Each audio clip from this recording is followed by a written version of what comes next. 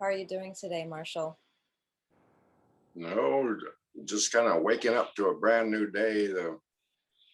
Over here in the islands, the sun is just trying to come up over here, and but it's shining light across the lands. And the first thing I went out and I looked at the altar that we have outside, and a lot of energy coming in from all different directions. And, yeah, it's amazing to see how many people are sharing their altars and the comments that's coming back. And we've created an extended family out here, and we're all joining together and doing our own thing, but we're joined at the hip, so to speak. We have a lot of people doing the same things every day, making altars. And there yesterday, I was looking at some of the posts, a lot of the pictures that were coming in, and it was like, whoa, we got a competition going on. But I don't want to call it a competition. It's each individual's expression of their surroundings and their internal mechanisms of what they want to create for themselves, their lands, home, people. And that bring up an interesting subject this morning as I was sitting there with the holy ones, and Goldie, she was kind of waking up, and I could see her mind was just kind of going, whoa, here we go again, brand new day. But I was reminded of a ceremony that we did in the beginning of the worldwide projects, and that was a water wheel ceremony project. And this all started for me back in 2005, working with water. Started at Lake Tahoe, there in California, Nevada. So we initiated the water wheel ceremonies, and we're teaching the people how to enhance the waters, how to speak with the water, and really get to understand the importance of water. And I'm thinking back, is about two years into the water wheel ceremonies, the holy ones came in, and they shared a image,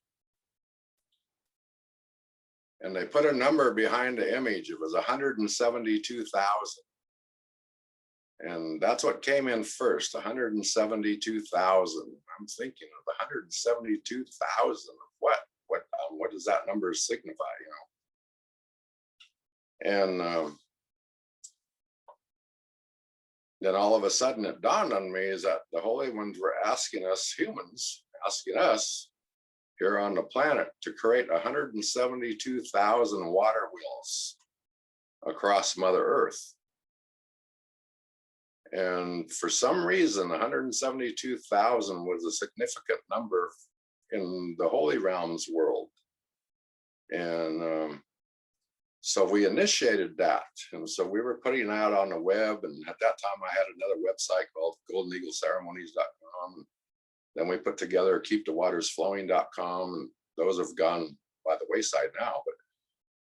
But way back when, 2007, all the way up to, I'm going to say 2014, 2015, somewhere in that neighborhood, we were emphasizing the 172,000 water wheels. And so people jumped on board with us, just like you are now. And we have no idea. We were trying to get a database going together, myself and my secretary at that time, Linda Long. She was putting together a database of all the water wheels that we had acknowledge of. We were asking them to send us pictures, send us some dialogue of where they are, how many water wheels were set up in their lands, how many people were attending the ceremonies.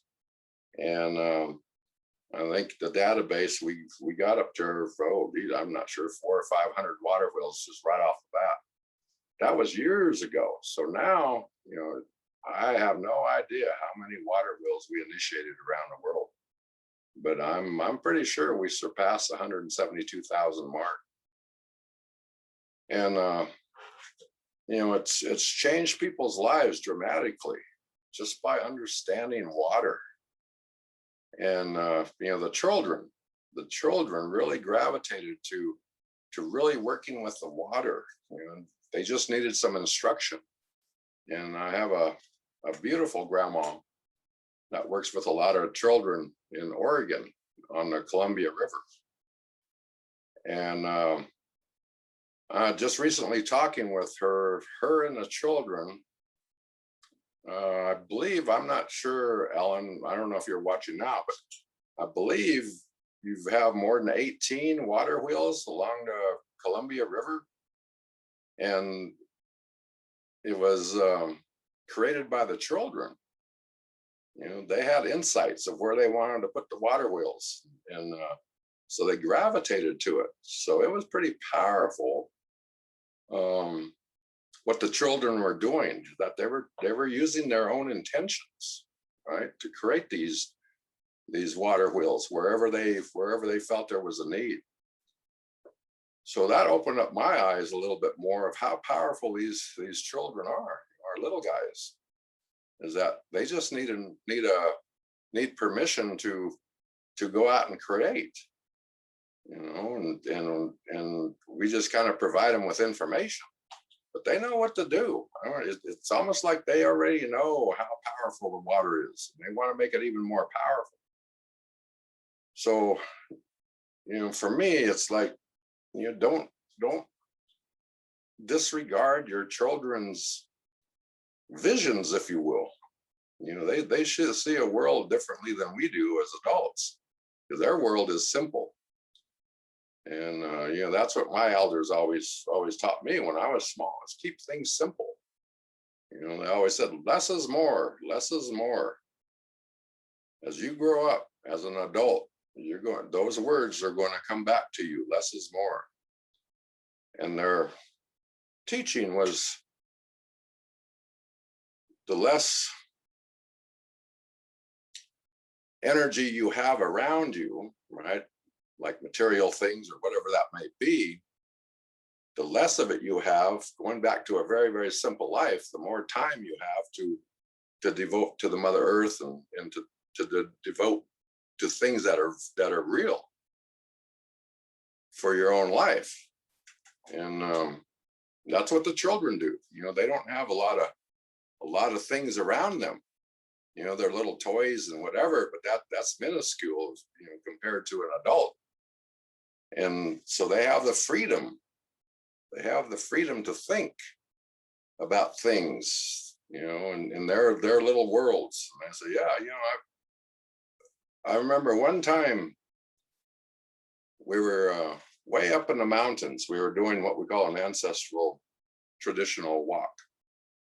And so I led that walk, and we were going up over the high Sierras. And this one little girl, this was way back in 1990. And so we got on top of the highest portion of the walk, way up on a summit. And this little girl, she's one of my cousins. She was a little tiny girl. Her name was Rhonda. And at that particular time, her uncle was in the hospital. I don't know, something was happening to his kidneys or his liver or whatever, but he was in a hospital. And I noticed Rhonda when she joined us and was walking with the elders, walking with all of us, and all the other people, that she looked kind of sad. And I didn't know why. Sometimes you kind of look at children, and maybe she didn't. I just thought maybe she didn't want to come on the walk. Maybe she was forced to go, not forced, but said, yeah, we got to go on a walk. I didn't know what was going on with little Rhonda. And so we walked up the mountain. We're all day walk it took to get up to the top of the mountains. And when we got up on top, we brought the people together and we prayed to our ancestors way up there. It was an old ancient trail that they used a long time ago. And so I was explaining to them, about the energy of our ancestors walking these trails, that we're going to tap into their energy and help ask them for help. And so we did that little ceremony up there on top when we first got there, and then we started making camp. And I remember little Rhonda, she came over and she was just standing by me. And at that time, I think Rhonda was, I'm going to say maybe 6 years old, somewhere in that neighborhood. So anyway, she came over and she was just standing by me. And I thought that was kind of cute. And while everybody else is working around, and then she put her hand on my leg, kind of like grabbing my pants. And so I looked down at Rhonda and I said, Rhonda, are you okay? And she says, I need some help, I think. And I says, you need some help? Well, let's go over here and sit down. So we found a little log to sit down on, right? And as I think about this story, I kind of get teary-eyed, but it was very powerful. And so I was sitting down there on the log with little Rhonda, and she was very cute. She had this little coat on because it was pretty cold up there in the mountain, and her little cheeks were red because it was so cold, and she was kind of shivering away. And so I said, "Are you cold?" And she said, "A little bit." So I went over and grabbed a little blanket for her and wrapped her up. And I said, "So what's going on?" And she says, "Well," she says, "My uncle, he's in the hospital." And I said, yeah. We all know he's there. We're sending prayers out for your uncle too, healing prayers. And I said, "So what's concerning you? What are you needing help with?" And she says, I listen to you, and you have some powerful words. And I know you talk with the Creator, you talk with the holy ones, you talk with all of our ancestors and stuff." And she said, "I try to do that too." But she says,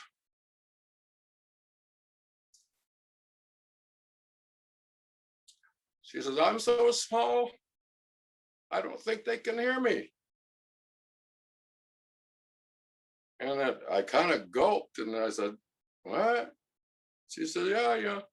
I pray to the Creator and I pray to the ancestors, but I'm so small, my voice isn't very big like yours, and I don't think they can hear me. So I need your help. Can you tell them for me? I need some help from my uncle."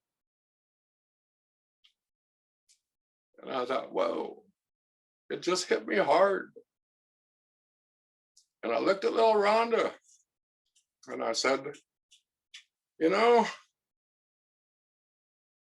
I don't know if you can understand this or not, but everyone that prays, everyone that asks for help, the Creator listens. I said, he may listen to you more than he listens to me because you have simple little prayers. A simple prayer to ask healing for your uncle. I said, that's powerful, Rhonda. And she says, well, I don't think so. I don't think I'm powerful. And she says, but I just ask you for help for my uncle. And I said, okay, so let's hold hands. So I grabbed her little hands there. And I said, okay, Rhonda, I want you to say what you need to say to the Creator. And very simply, she says, I love my uncle. I don't like to see him hurt. I ask you to fix him. I ask you to fix him. And then she was just in silence there. And then I spoke and I said, oh, I asked permission, Grandma. Grandfather's up there. All the healers, all the holy ones.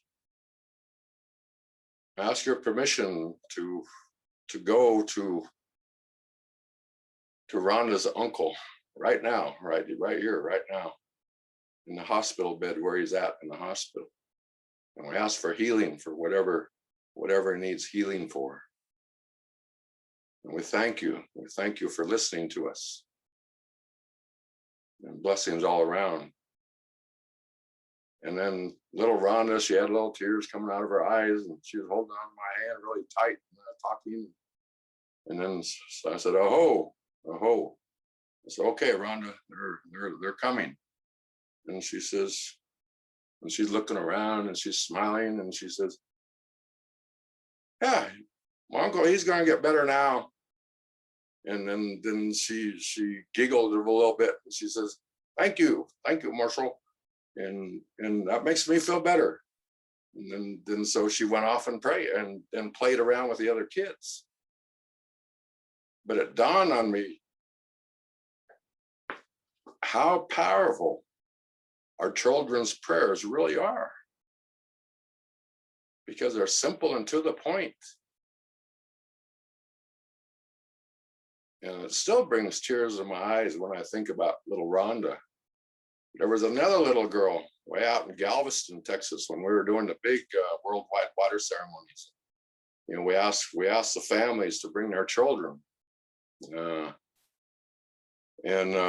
you know, put prayers into the Mother Earth. And so we gave the children, you know, the crystals too. And so you can see these little guys out there at the points of the water wheel, and they're out there with their little crystals. We hand 7 crystals to each person. And I think at that time we had, oh geez, I'm not sure, 350 people, a little more than 350 people as we counted. So we had a lot of crystals. So we had 7 crystals for each person that was there. That's a lot of crystals. But I remember this one little girl, and she was a lot smaller than Rhonda. She was maybe 3 years old. Little girl. I've got a picture someplace I wanted to post on Facebook, and but she came over to me and she didn't say anything, but she looked at me when I was going to give her crystals, and she looked at me and she was kind of really squinting her eyes, and I don't know what she was thinking, but I could feel it was very powerful. And then I gave her crystals, and then a big smile came on her face, and then she ran over. We already had people putting crystals into Mother Earth, right? So she kind of butted through everybody. She said, "I'm not going to wait in line. I'm going to go over there and give my crystals," right? So she was over there, and then so she went around the circle, and I kept an eye on her. And every time she went to a point out there on the water wheel, she closed her eyes, and then she held her little crystal up in the air like that for quite a while. And then she put the crystal down into Mother Earth, and then she went to the next point. She did the same thing. This little tiny girl. And I was like, whoa, that's powerful. And then the other children seen the little girl, and so they were doing the same things. I'm not sure how we had a lot of children. But what got me, I was in the center altar there, and that's where we, you know, combine all of our energy out, you know, to create the water wheel. And so here comes this little girl, and I've got a picture of it. And she's smiling really big, and then she prayed right there at the altar, lifted her hands up with her last little crystal, the 7th crystal, and then she put it down in the Mother Earth. And so right after she put it down in the Mother Earth, that's the picture I captured. But it was powerful. The children's prayers are powerful. And I remember one time the Holy Ones told us to bring their children's prayers to the Hawaiian Islands, to the Big Island. And that was my first journey over here. And so we collected a lot of children's prayers. We just asked them to write down their prayer, or to email us their prayer, or however they want to do it. But we need the children's prayers. We're going to give the children's prayers to the Mother Earth and to the water. And I forgot, we must have had like 1,200 prayers that came in. And so we had all these prayers, all the children's prayers in this little basket. And it took a long time to read all the children's prayers for the waters, but we did it. And that was another worldwide water ceremony. And we could feel the energy started coming in through the purity of the children's hearts. It's like they didn't have a clogged mind like we do as adults. We overthink things too much. But the little guys, they're like focused in. And I remember reading one little prayer this girl had. I think, if I recollect, she was like 7 years old, and she was really, really sincere in her prayer. And she says, I ask help for our animals. I live on a farm. I ask help for the pigs. I ask help for the chickens. I ask help for the horses. And I ask help for our dairy cows. And when I was reading it, it almost sounded like Farmer and the Dow song, or what how's that song go? Old MacDonald? Old MacDonald song. Yeah, that's what that's what it sounded like as she was reading off everything. But she was really sincere in her prayer. She wanted fresh water for her animals on the farm. Very simple, very, very precise, very to the point. And then we read other children's prayers, and another one was, I pray for my fish tank. And she says, I'm too small to change the water, and I asked my dad to change the water, but he won't change it. And so I need help to change the water in my fish tank.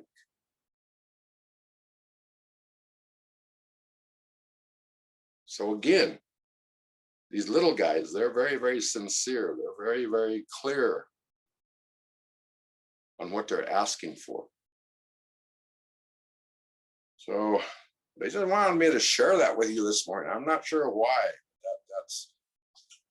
It's like we need to give the children the opportunity to expand their energy fields, because they know. Many of us in the adult world, we never really had any instructions when we were young, anything like what we're talking about now. But for me, it's always given back to the children what I was given by my elders when I was young. Give them the nurturing, give them the compassion, give them the opportunity to hear their little voices, sincerely hear them, instead of just saying, oh, you guys shut up, be quiet, and go to your room or whatever. I never had any of that. So I don't know what that really means. But sometimes I see parents just kind of shoving their kids away like I don't want to get into any negative energies, but yeah, it's just like those children are powerful.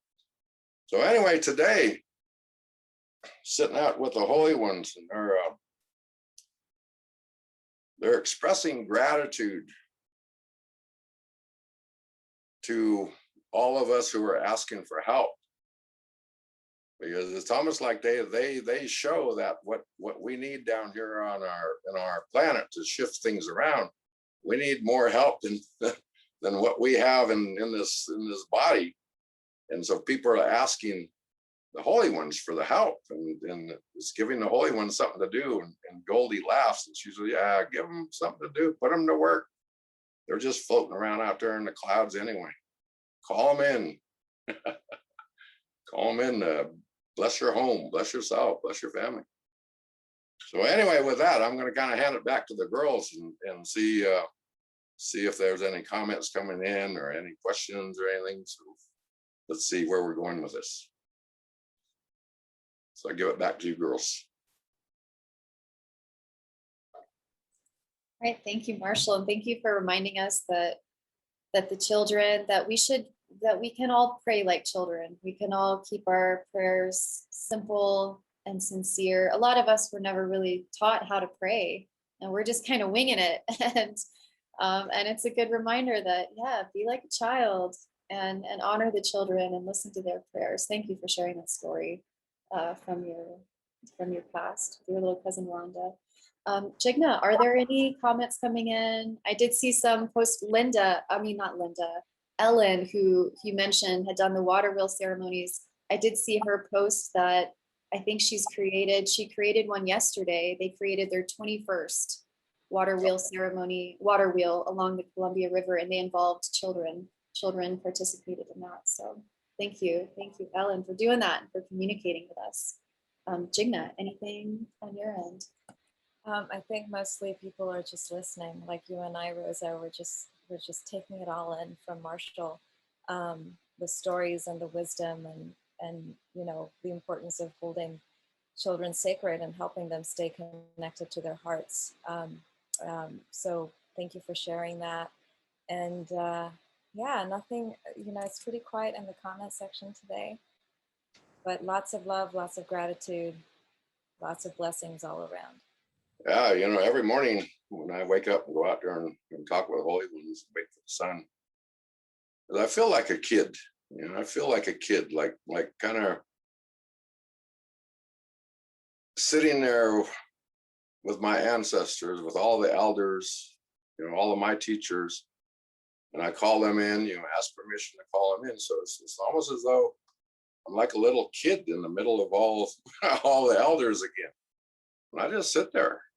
I'm comforted by the energy that's around me. I know they're there. They're right around me right now. They're in my little room here, and they're I can see them smiling, and some of the grandmas they're ready to go to work, and the grandpas they're ready to go to work. And but every morning reminds me of how I was brought up, and listening to the elders in the morning, listening to their morning songs, listening to their wisdom. And the one that sticks with me the most is a grandma, going out there and raising her hands to the Creator, and as the sun was shining down upon her forehead and her, on her hands, she says, "Today it's a brand new day, never ever been used by anything." And then the grandmother or grandfather stood up behind her and said, "Don't mess it up. It's a perfect day. It's a perfect day. The energies are balanced. Everything is in balance. Don't disrupt that. Be humble. Ask for guidance." And so that's what I do every day, and that's what got me to be sitting right here in front of you and giving you some wisdom and sharing. I'm not saying the way I grew up was the right way or the wrong way or whatever. It was just a way of understanding this life, and very simple, but very powerful too. Everything that the elders taught us was simple, and didn't take a lot of effort to create that energy field. The biggest thing was, again, asking permission, giving an offering, calling in all of the ancestors, and giving thanks. Just being grateful for all the things that the Creator and the Holy Ones give us each day. Very, very powerful. But I see a lot of people is that their minds get so cluttered that they can't even see the day. Is that they bring in energies from yesterday or the day before or last month or last year or whatever, and they keep on bringing it into every day, and they don't even see the day because their minds are so cluttered up. Is that they bring in that old energy into that today, and it's like I feel kind of sad for them because they're missing out. Every day has a beauty and a contrast to it that's different from any other day. It's this day right now. We're never ever going to see this day again. And so this day is magical. It has a lot of, you can write probably maybe 10 books on just what's happening today if your mind is focused. The leaves, the trees, the birds, the animals, or whatever comes into your life every day. And if you can concentrate on that, that's life. That's life. But I see a lot of people, they're trying to invent all of these things, and I'm guilty of it too. You know, we got the phones, we got Facebook, we got all of this technological things that are going on.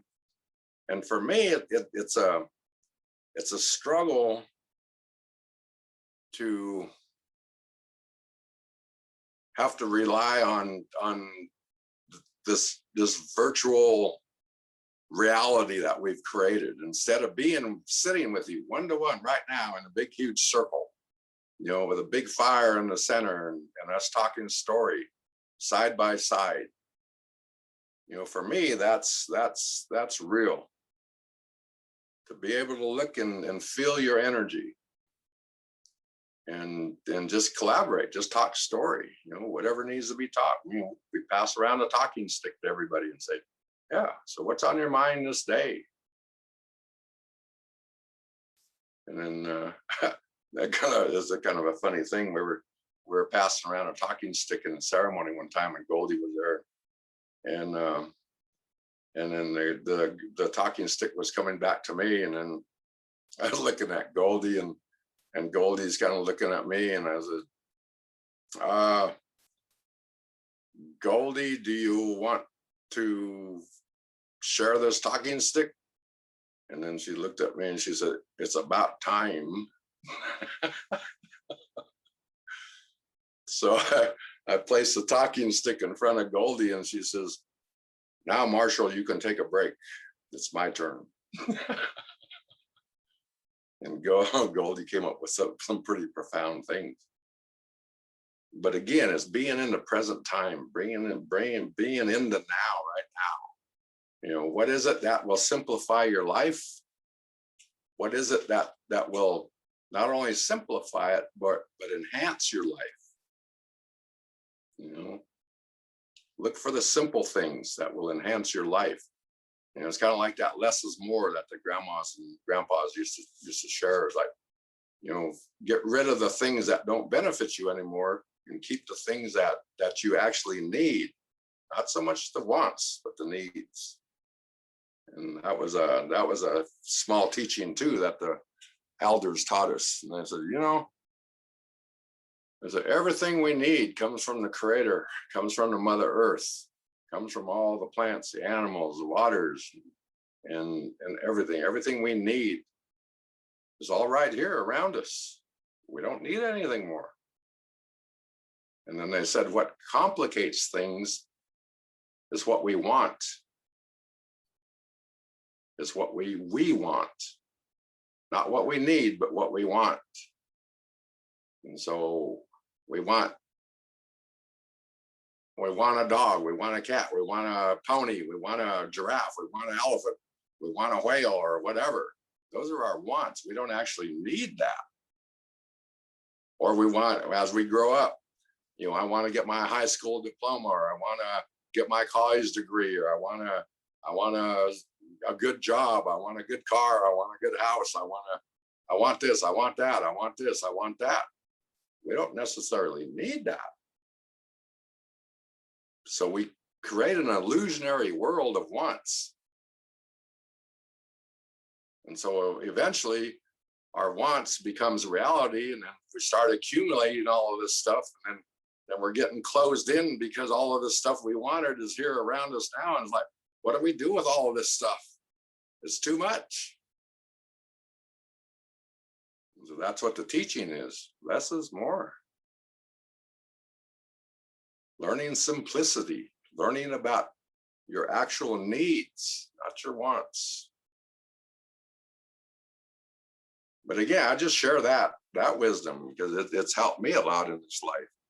You know, because I had a lot of things in my earlier years, and it was just an accumulation of all of my wants. And then after a while, it was just suffocating. It was like, holy moly, I've got this, I've got that. I got to get rid of some of this stuff.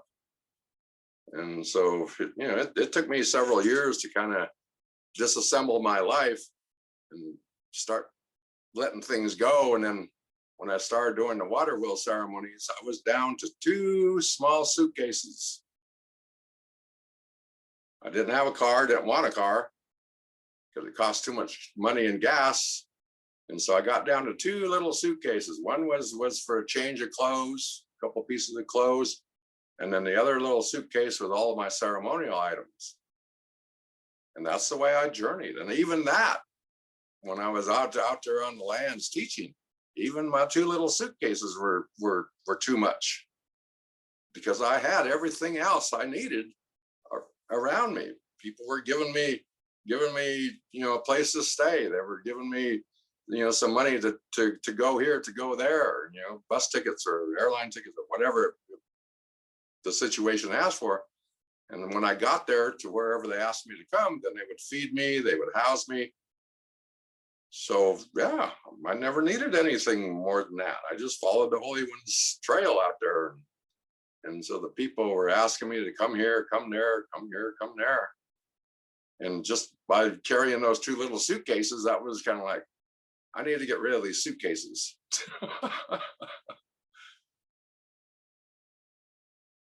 But again, it was teaching me how powerful less is more really is, because it gave me the freedom to roam the universe, to roam the planet, to go wherever I needed to go at any given time, because I didn't have to worry about all those wants that I accumulated. I got rid of those wants.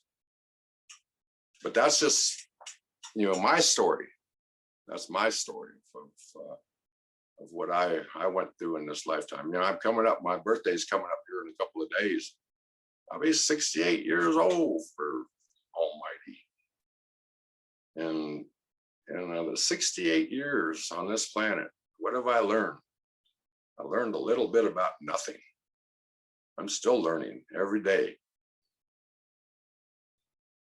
But I've had some experiences in my life that's what I'm sharing, is the experiences and some of the knowledge and some of the teachings and wisdom and understandings of how I got here. All the people that got me here, all the plants, animals that got me here today. And if I didn't get rid of all those wants, I'd still be stuck back in time someplace trying to get rid of the wants. So now, we have a very, very comfortable life, very simple. My partner, Terry, she's very, very frugal, and she will not buy anything that we don't need. Sometimes I said, hey, I need some more clothes. And she says, you got too many clothes in there as it is. I said, but they're the same clothes. I get tired of wearing the same clothes. And then she shakes her head at me like that. And then Goldie shakes her head at me like that. You don't need any more clothes. You need to get rid of some of your clothes. Taking too much space in the closet. So she's a good reminder of less is more. So with that being said, another thought came in today too, was that, down under, down past the equator, New Zealand and those areas down there, they're going and celebrating their winter solstice down there. Or what would it be? Their fall solstice, huh? The fall equinox, yeah. Fall equinox down there. And so it kind of boggles my mind a little bit of how different we are on this planet. It's like,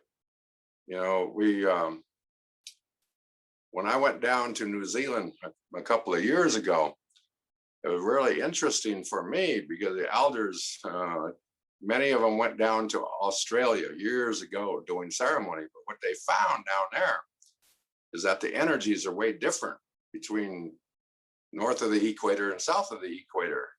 And so I had a bunch of Navajo friends and a couple of Hopi friends that went down to Australia one time. And they were dealing with a portal that was opening up in the sky. And so they were summoned to go down there. And so they went down and they started doing their ceremonies down there. But what they found is that their ceremonies didn't work down there.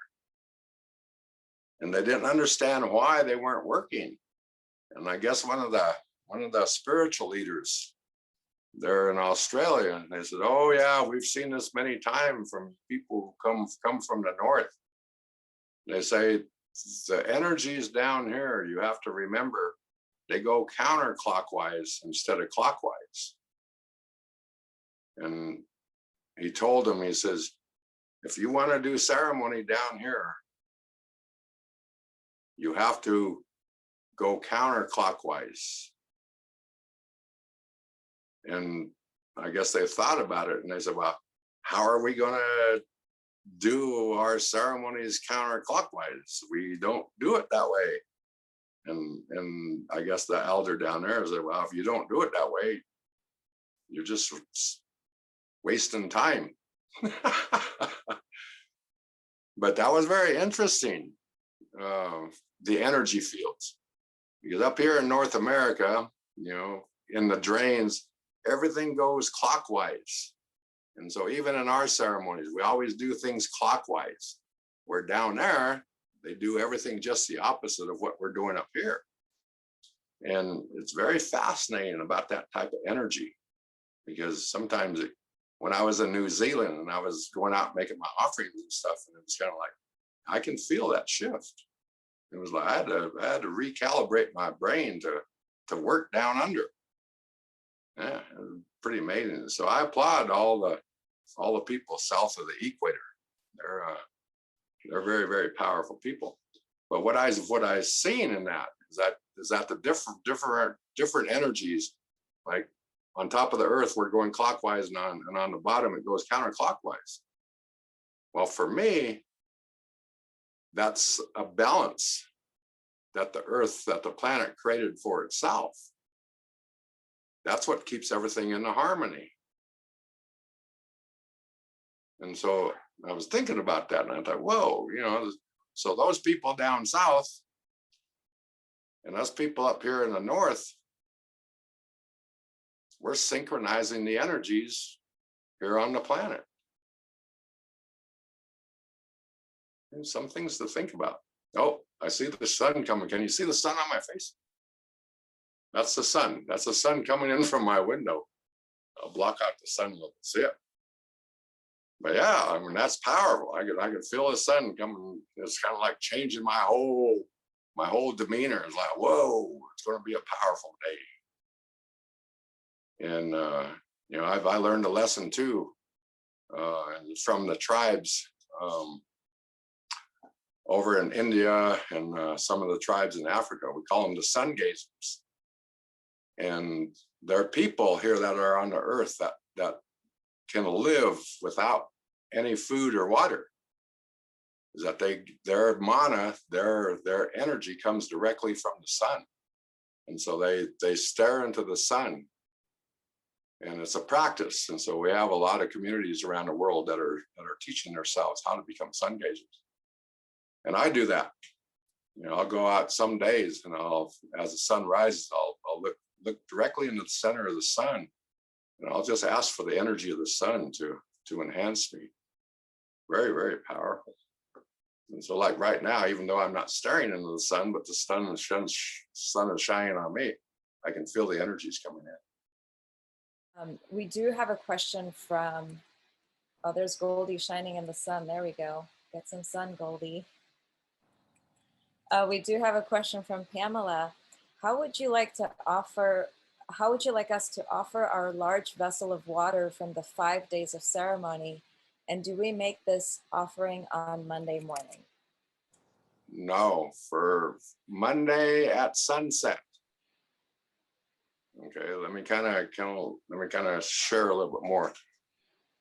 Right now, as we're speaking, and people are sending out their prayers, all of our extended family, wherever they are around the planet, we're all sharing the same energies. And so all of that energy is still collecting into those vessels of water. And so we hold that space. And so Monday, let me see, what's today here? I think it's Monday. It's already Monday in New Zealand, right? It's Sunday here. Yep, Monday in New Zealand. So for everybody down under that, or in the time zones that are ahead of us, if right now, if you're in Monday Now, I don't want to confuse everybody. These are just for the time zones that are in Monday already. This evening at sunset, that's when you offer that big container of water at sunset, because that's all of our prayers joined together. And so we'll offer that water to the Mother Earth. And we'll ask the Grandfather Sun to hold all of our prayers as our extended family comes together, hold all of our extended family's prayers for everything. And so at sunset Monday, that will be the final offering for this energy field. Okay? So for us, here in the different time zones, Monday tomorrow at sunset, the water that I have on my offering table here, the accumulative water, I'll offer that tomorrow night. Okay. I hope that kind of clarifies. So bottom line, Monday, wherever you are, whether it's today or tomorrow, that sounds kind of contradictory, but so Monday, wherever you are, Monday at sunset, and you have a large container that's holding the energy fields, that's the one that you'll offer tomorrow, Monday at sunset. So tomorrow when we come on, Australia is going to be in Tuesday tomorrow. I mean, it boggles my brain how that happened. But anyway, we're going to summarize a lot of the energy that we've pulled together here in just a short amount of time. And we're going to start preparing ourselves for the larger event that's coming at our summer solstice or down under at their winter solstice. And so we're hoping to have many, many more people around the planet joining with us, kind of branching out our extended family. And so we're relying on all of you who are watching right now to share, and bring more people in, and just offer them, just give them the option to join us. We're not saying you have to, we're just giving you an option to be a part of our extended family and feel that love and feel that compassion that we have for the Mother Earth, for all living things. Any other questions out there coming in?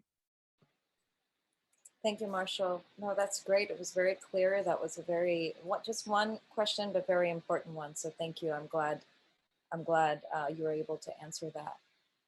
So I think this is a good time to conclude our session today. And I wanted to, if Rosa and Marshall, if you have any final thoughts before we stop our session. I'd like to remind everybody that tomorrow at the same time, it'll be 10 a.m. Pacific time, 12 p.m. Central Time, sunrise time, Hawaii, will be our last Facebook Live with Marshall. So please join. If you put it on your calendar, we'll try to post it in the group. Please join tomorrow. We'd love to hear your comments and sort of join up with more of you as a community for our final Facebook Live tomorrow at 12 p.m. Central Time. So thank you, everybody who's watching now. Thank you, Marshall. Any final words from you? Yeah, I just want to thank everybody for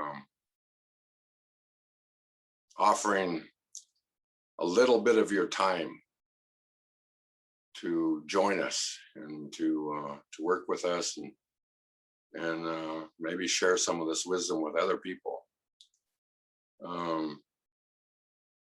What I'd like to see is more comments of how things are changing in your life.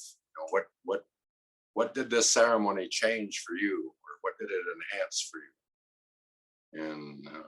And that's all we're praying for, is that we're offering wisdom and understanding to better your life, and enhance your life. Working with the Mother Earth is very, very powerful. And so Goldie, she's always looking ahead, way beyond what I can see. And she said, we have a long journey ahead of us, and it's almost as though we're going through a deep valley, a long valley. She's kind of reminding us of the pandemic and the sicknesses and stuff that are on the planet now. She said, we have a long journey, a long walk to go down through this spiny forest, she calls it. And if you find that center path in the spiny forest, is that there are things that will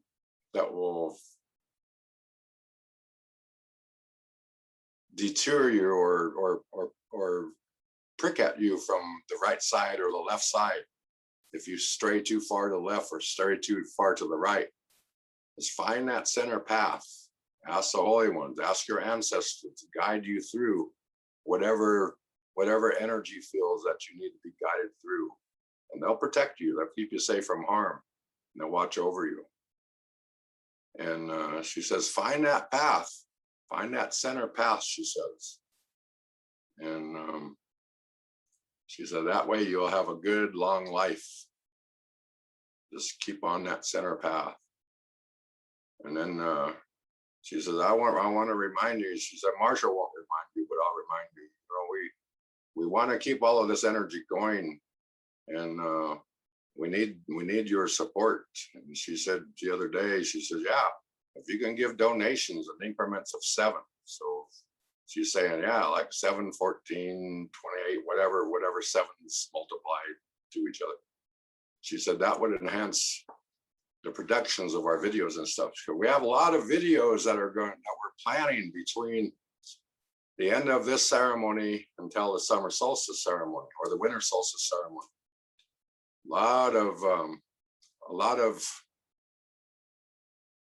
insights. What I'm wanting to do is create some water wheel ceremonies, actually videoing people doing a water wheel ceremony on a bigger scale. And so, we need funds to get the photographers in and cameras and all that crazy stuff.